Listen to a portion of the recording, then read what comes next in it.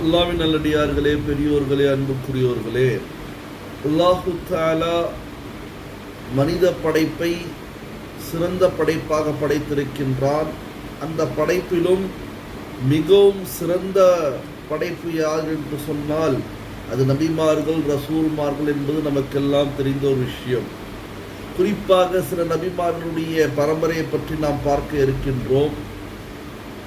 ஹஜ்ரத் நூஹ் அலைஹிஸ்ஸலாத்து வஸ்ஸலாமுடைய பரம்பரையில் வந்தவர் தான் ஹஜ்ரத் தாவூத் அலைஹிஸ்ஸலாம்.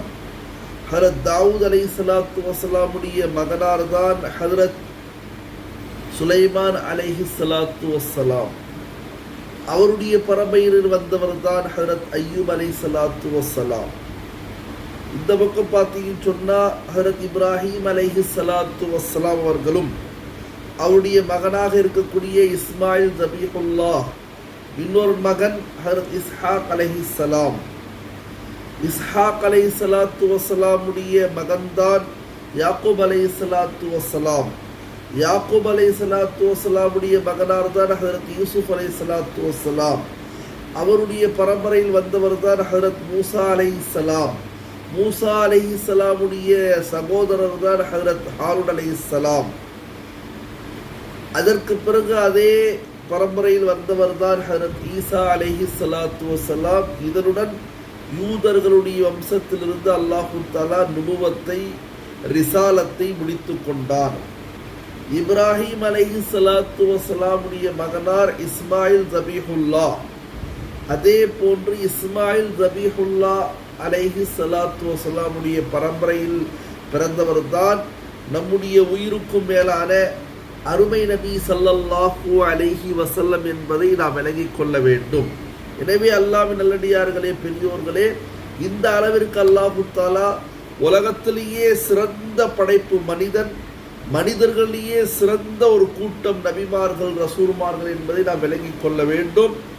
குறிப்பாக இப்ராஹிம் அலைஹிஸ்ஸலாத்து வஸ்ஸலாம் இஸ்மாயில் ஜபீஹுல்லா என்கின்ற தன்னுடைய மகனுக்கும் இஸ்ஹாக் அலைஹிஸ்ஸலாத்து வஸ்ஸலாம் அவர்களுக்கும் ஒரு துவாவை கற்றுக் கொடுத்தார்கள். அல்லாஹும்ம இன்னா நஊது பிகலிமாத்தில்லாஹி தாம்மாத்தி குல்லிஹா மின் குல்லி ஷைத்தானின் ஹாம்மா. யா அல்லாஹ், நான் சேட்டை செய்கின்ற ஷைத்தானே ஹாம்மாவை விட்டு உன்னிடத்தில் பாதுகாப்பு தேடுகின்றேன். பிகலிமாத்தில்லாஹி தாம்மாத்தி குல்லிஹா, அல்லாஹுடைய கலிமாக்கள், முழுமையான கலிமாக்களை கொண்டு பாதுகாப்பு தேடுகிறேன் என்பதாக சொல்லப்பட்ட துவா. அதனுடைய அடுத்த வாசகம் பார்த்தீங்கன்னு சொன்னால் ஒமின் புல்லி ஐனி லாம்மா. லாம்மா என்று சொன்னால் தவறான, ஐன் என்று சொன்னால் பார்வை, தவறான கெட்ட பார்வையுடைய தீங்குகளிலிருந்து நான் பாதுகாப்பு தேடுகிறேன்.